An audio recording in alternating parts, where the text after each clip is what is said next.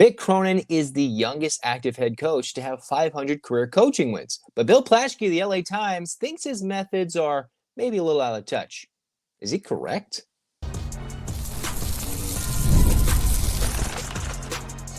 You are Locked On UCLA, your daily podcast on the UCLA Bruins. Part of the Locked On Podcast Network, your team every day.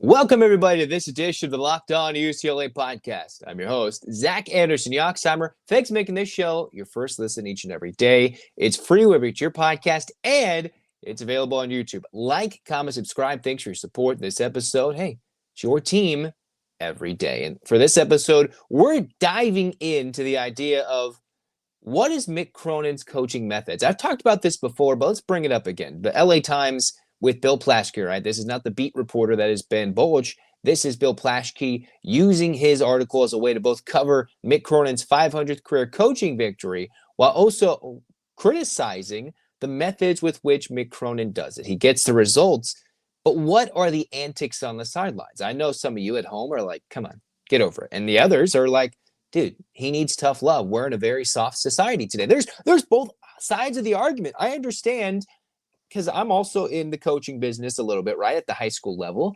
And sometimes I wonder if I'm not tough enough on the kids I coach. And then there's the balance of, okay, you have to know when to give tough love versus, all right, you got to listen and sit there. Now, Mick Cronin publicly will say what he feels and what he thinks to his demise. That is going to be his downfall at some point, I think. At the moment, though, Mick Cronin, this is what the Bill Plaschke article says. He has the uncanny ability to coach toughness into overachieving teams.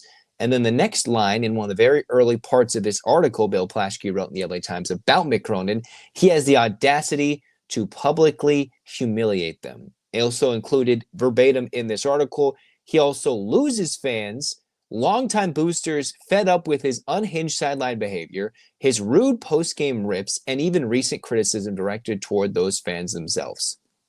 All right, what's he referencing there? He's referencing, why are the fans not supporting the UCLA Bruins that are in the building when they're groaning after the missed free throws? He's not directly calling out the fans for not showing up, but let's be real. Fans need to be much better. If you're going to sit there and sit on YouTube and berate and get crazy about Mick Cronin's rants, especially the ones about the fans, there aren't that many fans in the building to begin with. They got to get there. But I do understand, hey, when are the times to publicly call out your team? All right, especially at the college level. We're balancing, is this the time between what is a student athlete versus what are these guys that are making more money than any other college basketball in the history of college basketball, right? These are semi-pros. These are coaches who are not just coaching young men trying to become from boys to young men and turn them into adults. They are creating and coaching professionals into potential NBA players, into potential professional players, global professional players, overseas players, and just also preparing the rest for some who have no future outside of basketball or inside basketball and are looking for a future outside of basketball. Cronin finds himself always supported by his players. Look at all the players that come back. The players who don't fit, they're gone. They leave immediately. What comes to mind this year is you see all these transfers of the ones who have not played. Only Dominic Harris hasn't panned out. And you're like, okay, he looks like a key candidate to leave after this year, after he was one of the last players to come in. We haven't seen anything from him lately. And that was one of the bigger scoring guards UCLA got as a key three-point shooting threat. But then in a Ben Bolch article about Eric Daly Jr.'s work ethic, there are the quotes about the love and the desire and how people are afraid of Mick Cronin only to come see a different side of his loving, tender side, how much he cares for his athletes, and where Daly Jr.'s work ethic meets and matches Mick Cronin's coaching attitude. And how maybe it's not all as it's designed to be. There's probably a lot more behind the scenes that Mick Cronin loves and cares for his players that isn't necessarily shown. Now, does he berate his players? Call out his own coaching staff? Yeah. I've been a part of coaching staffs where you're like, dude, okay. Whether it's your own father, whether it's coaching staffs I'm part of, you gotta get after the players at some point. You can't just coddle them every single which way. Now, did I always agree with his Michigan rants?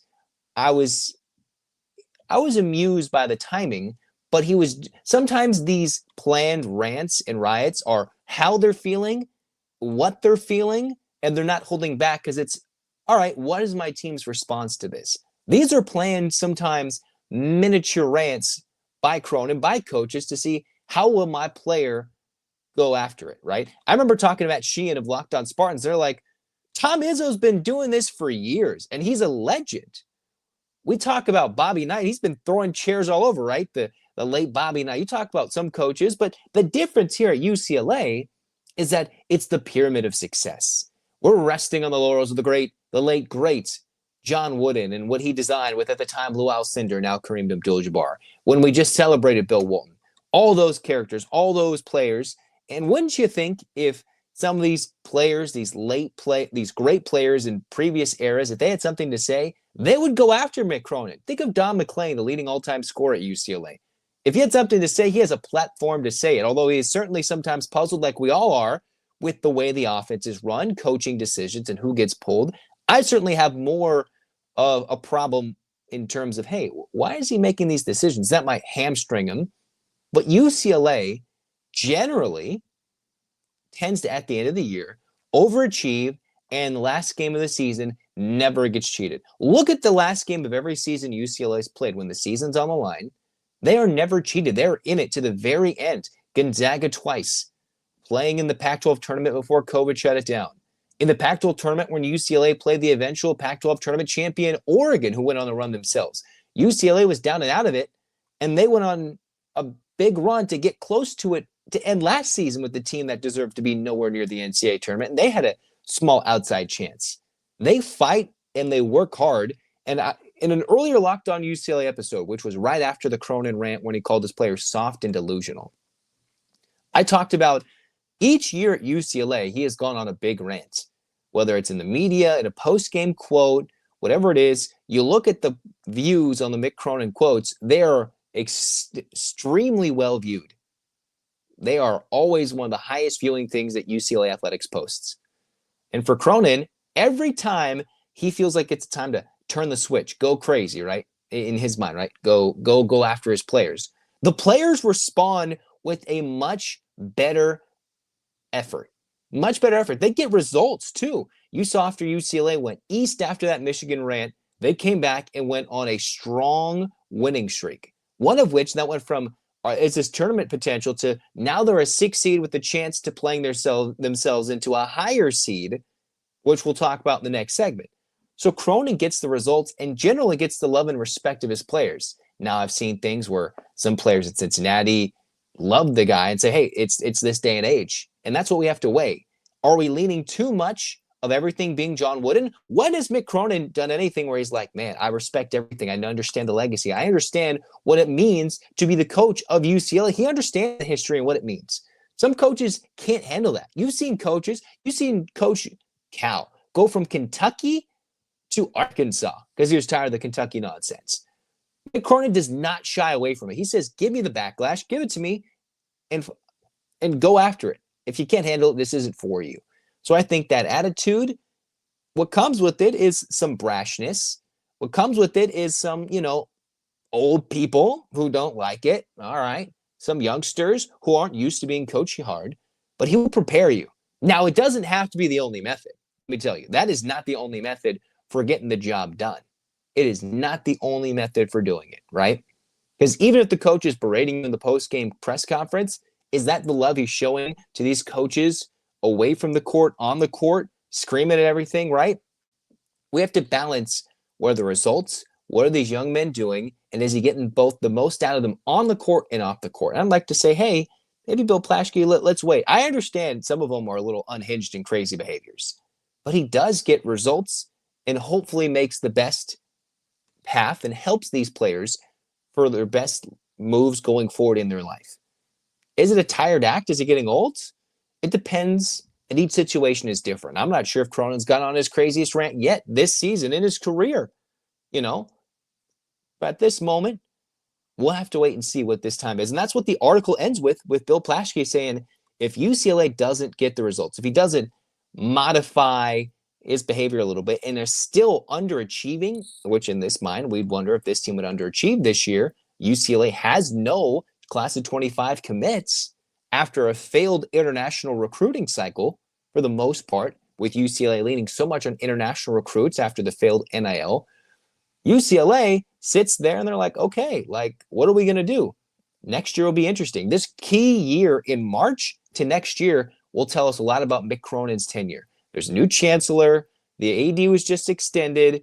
Is Mick Cronin the one that's going to keep UCLA relevant, as defensive-minded as they are, which seems to remind a lot of UCLA fans of Ben Hallen without the crazy quotes, or with the crazy quotes? Only time will tell. But I like to say Cronin has the best interest of these players at mind and in his heart. Now, does it come with rubbing people the wrong way? Absolutely. Absolutely. But it's more fun to criticize him because there are moments when he is wrong, I think, in his coaching decisions and what he's doing. And he certainly struggles to coach and get UCLA right offensively. That's an easy thing. Defense, intensity, preparation, and overachieving is what Cronin tends to get. Now, if they can get an offensive coordinator, get another player or two, always go big and not just rely on a small big man prior to a Diamara, okay. But does that mean his act's getting old? I don't think so. I would disagree with Bill Plaschke, while also understanding, yeah, there are some moments where you'd like to take back. We all want those. That doesn't mean every single time that he does it, he deserves to be fired or get cooked and pushed out. No, absolutely not. Speaking of UCLA men's basketball in this important run, the latest bracketology was released. Let's talk about what Joe Lunardi is projecting for UCLA to be. Where are they looking at after a weird week losing to Minnesota and an odd, weird, quirky win versus an Ohio State team that helps the metrics, but doesn't exactly help the resume? We'll talk about that next on Locked On UCLA. March basketball is here. There's no better place and better way to get in on the action than with PrizePicks, the best place for a daily fantasy sports. All you have to do is PrizePicks. Pick more or less on at least 2 player projections. And if you're right, you can win up to 1,000 times your cash. Not 100, 1,000 times your cash, because it's fast, it's easy, and it keeps every single game exciting. You want a fast payout? You win. Your money's going to hit your account in as little as 15 minutes, no waiting around. And you can make your picks in as little and less than 60 seconds to stay engaged all game long. And hey, talking about a Taco Tuesday, PrizePicks even offers weekly promos like Taco Tuesday, where you get discounted player projections for even more value. So just download the app today. Go do it. Use the code LOCKEDONCollege to get $50 instantly after you play your first $5 lineup. Again, use the code LOCKEDONCollege for $50 instantly after you play your first $5 lineup. PrizePicks, run your game. All right, second segment of the Locked On UCLA podcast. We are talking about the men's basketball team, right? I talked yesterday in the last episode, whenever you listen to this, about the idea of UCLA being contender or pretender. A lot of you, at least a lot of the vocal community, whether you're minority or majority, seem to think that the Bruins are a bit of a pretender. Now, are we saying a pretender in terms of winning the national championship? They might fall shy of that this year. They would need things to break right, which could happen with the defensive intensity UCLA showed in years past in an NCAA tournament. But the Bruins do not pass the eye test of an immediate shortlist national championship contender. But what can help is a bracket breaking their way, playing closer to home, stealing a game they should not win, and then UCLA could find themselves in maybe another Final Four run or a year where Mick Cronin gets put on the hot seat heading into the offseason. Depending on how this March rolls, that is where Mick Cronin's going to be. Set for the next few years, or he's going on the hot seat. And that really depends on how UCLA finishes this regular season at Purdue, at Northwestern, hosting USC. And then after that, you mix in the Big Ten tournament with the NCAA tournament. All those results, largely dependent on the NCAA tournament, will keep Mick Cronin around for the long term, or as Bill Plaschke says, maybe this time around in March of 2026, might lean us towards, hey, he's on the hot seat, maybe the end of his tenure. That is how important these next few weeks are for Mick Cronin as a head coach. He's not on the hot seat, but a terrible finish, an offseason where you're going to see everybody bash him, possibly, probably me and everybody else. It could, depending on how it plays out. This is what the bracketology talks about for UCLA this moment, right now, the latest update from Joe Lunardi from ESPN. UCLA still a 6th seed, but now they get shifted back to the West region. Is that important? It is, because UCLA could be playing a second weekend closer to home. San Francisco compared to Indianapolis, Atlanta, and Newark. You'd rather play in San Francisco. The only caveat is where it shifted. Instead of Denver, instead of Seattle, UCLA as a 6th seed would be playing in Wichita. Okay, doesn't seem like the ideal first-round location for UCLA after they go to Indianapolis, come back home, fly across the country again, come back home, and then go to San Francisco. I guess the balance I'm trying to wonder is for UCLA, are they a team that would rather travel the first weekend or travel the next weekend? I'd rather, if UCLA, not have to go on another plane after going to Indianapolis and coming home.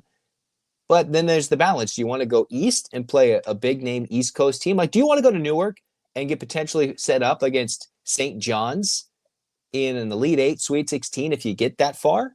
Or would you rather battle it on the road early, rest, and get a UCLA contingent in San Francisco, the old home of the Pac-12 Conference, and then battle it out against the likes of an Iowa State or an Ole Miss, where they might come in droves, but I would think UCLA would love to support this team and get to a Final Four. The fan base, which came out in numbers at the Intuit Dome when Gonzaga was there, I think we could give some love to the Bruins there.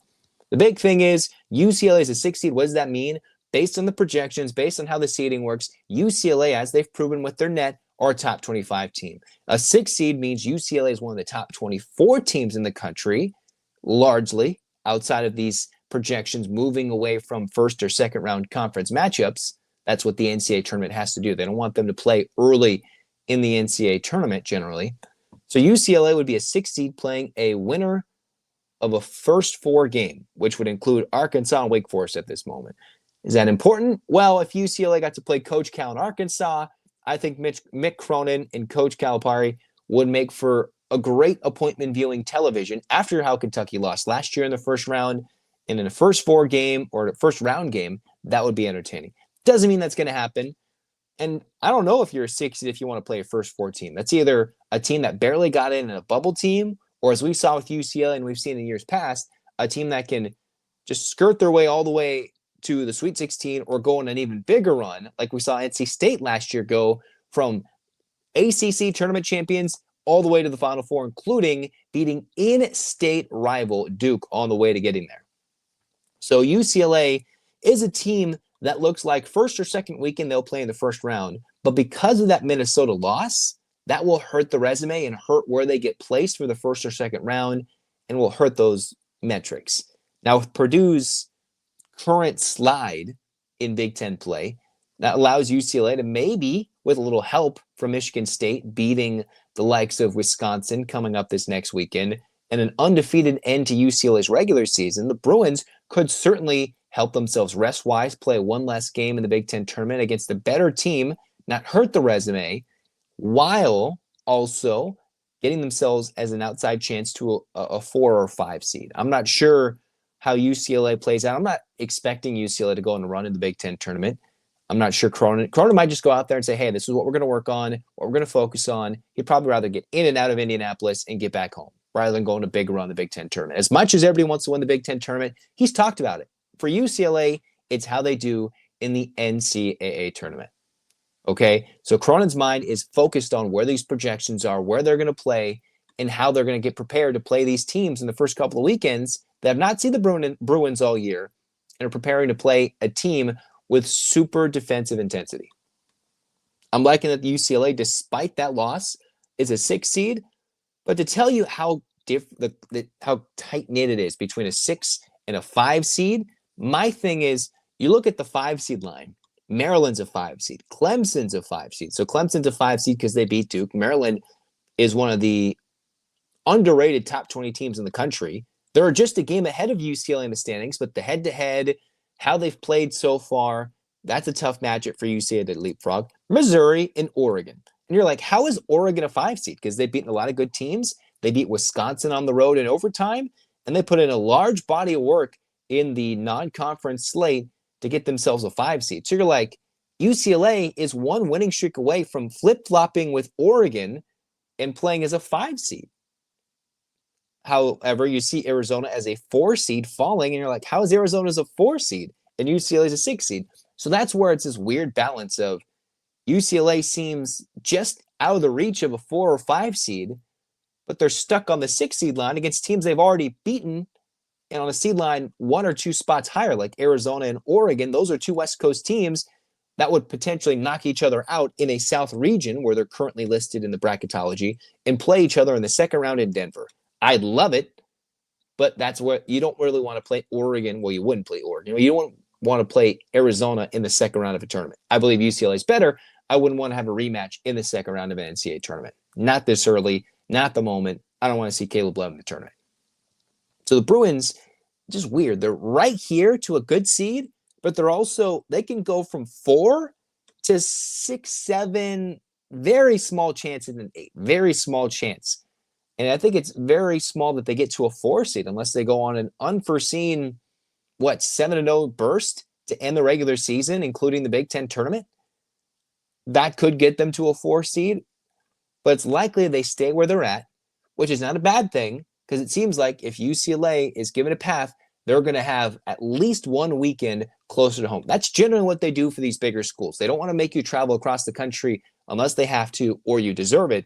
UCLA, after a year of so many airline miles, so many traveling days, will have to travel. That's the blessing and the curse from having your struggles in Big Ten play and blowing the home game against Minnesota. So I'm not hating where they're at. I think UCLA didn't fall as much as I thought they would, being a 6 seed, losing at home in a quad 3 matchup. It does help Minnesota help UCLA that Minnesota beat Michigan earlier. Now the Bruins have to go out, prove at the right end of the regular season, last chances to impress the selection committee that they don't deserve of getting moved down the line. Just move them up a spot, put them on the West Coast, and we'll be happy. And then after that, it's up to Mick Cronin and the coaches to get these players ready and have some one shining moments throughout the rest of the regular season into the NCAA tournament. Next, the UCLA women's basketball team taking on a Wisconsin team. It's this weird matchup in between the UCLA SC game, but it's key for Lauren Betts and her potential National Player of the Year hopes, Big Ten Player of the Year hopes, and a battle of big post players next on Locked On UCLA.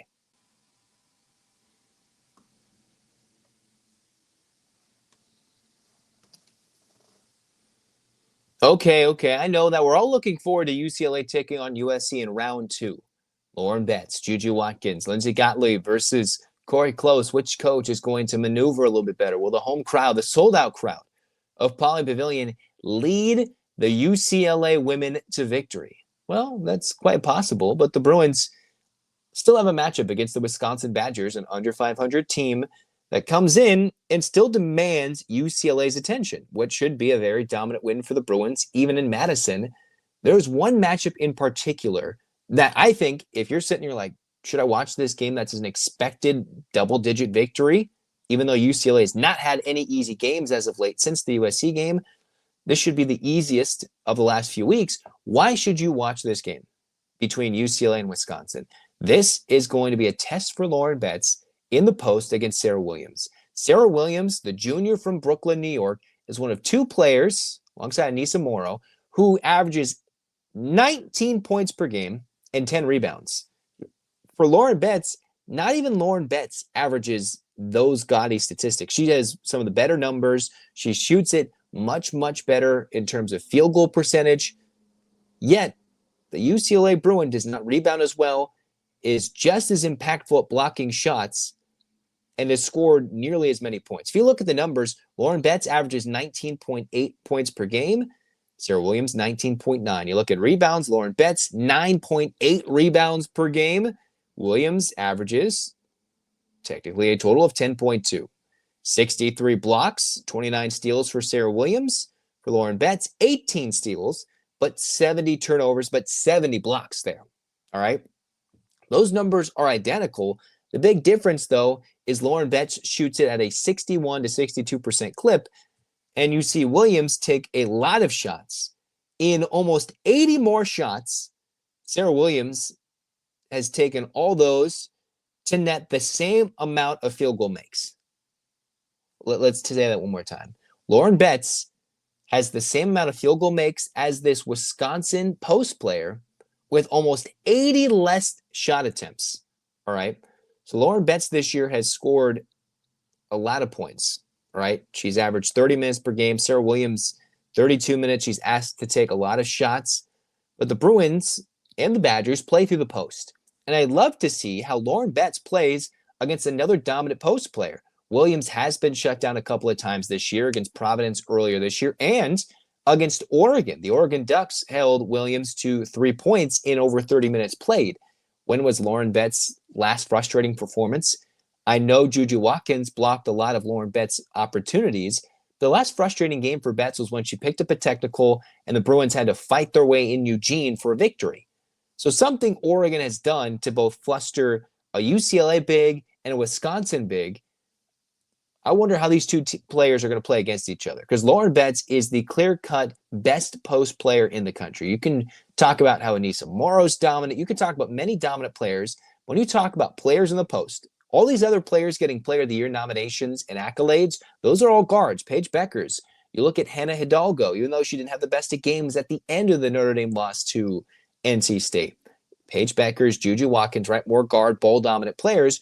It's Lauren Betts because she can shoot it at 62%. Affect the game in so many ways. UCLA, when they won the game against Iowa, who was defending the last shot at the three-point line? It was Lauren Betts defending her high school teammate at Iowa from the state of Colorado, but playing at Iowa, where she missed the three. Looked good. The fans were, and the crowd was going crazy. The bench thought it was straight on. It was short because of the long extension. Williams stands 6'4", Lauren Betts stands 6'7". So the height, the reach advantage does lean Lauren Betts. I do wonder, does Wisconsin's center, Serah Williams, have a little more athleticism? Possibly. Saw some physicality getting to UCLA. Maybe Wisconsin might back off of a double coverage in the post. Maybe they lean on Williams for the early part of the game. Is this another chance for UCLA to get single player coverage in the post versus a double? I wonder how Wisconsin is going to cover Betts, and if this forces UCLA to shoot much better, or if Wisconsin's going to play Betts straight up with their own individual dominant center and see how she handles it man-to-man. It'll be interesting, and that is the matchup. That is the reason why in a game where UCLA is expected to win, now is there a reason where Lauren Betts could take it off if she's not feeling 100%? Sure, but Williams is so dominant that even though UCLA should win this game by 10 to 15, 25 points, on the road, mind you, she could have a good impact. Now, Williams has had games where she shot 2 of 15, 3 of 11.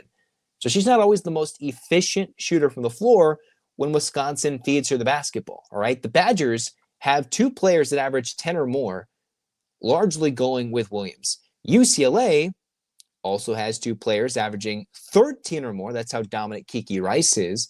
But then you got a nearly 10-point per game scorer in Hawkes, 8 points per game in Jones, and UCLA balances out all those points 6, 7, 8 players deep between facilitating assists, getting the basketball, and grabbing rebounds. The depth from UCLA is simply unmatched, and that's not going to be the case at Wisconsin.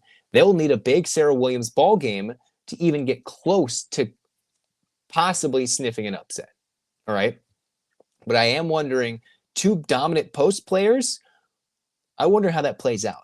And if that can help Lauren Betts' National Player of the Year award potential. It seems like it's leaning a lot towards Notre Dame, towards Juju Watkins, Paige Beckers. But if Lauren Betts goes on a hot streak, gets revenge against Juju in the regular season finale, and the Bruins win the Big Ten tournament, then all of a sudden, if UCLA is walking out with the 1 seed, multiple wins against USC, and Lauren Betts plays better than Juju in more of those games, maybe Lauren Betts has an outside chance at winning the National Player of the Year, let alone the Big Ten Player of the Year, and most importantly, proves UCLA can still dominate working through the post. They can't win with only Lauren Betts, but this game will be fascinating to watch in the post if it's UCLA shooting the 3 ball again, or if they can go work 1v1 down low and Betts can score on easy buckets down low. Okay, that'll be something to watch for the UCLA women against Wisconsin. We'll talk all about it here in Locked On UCLA. Next episode for Locked On UCLA, I'm going to be talking about, hey, why don't the Bruins have a class of 2025 commit? Is that something to worry about for Mick Cronin's upcoming class?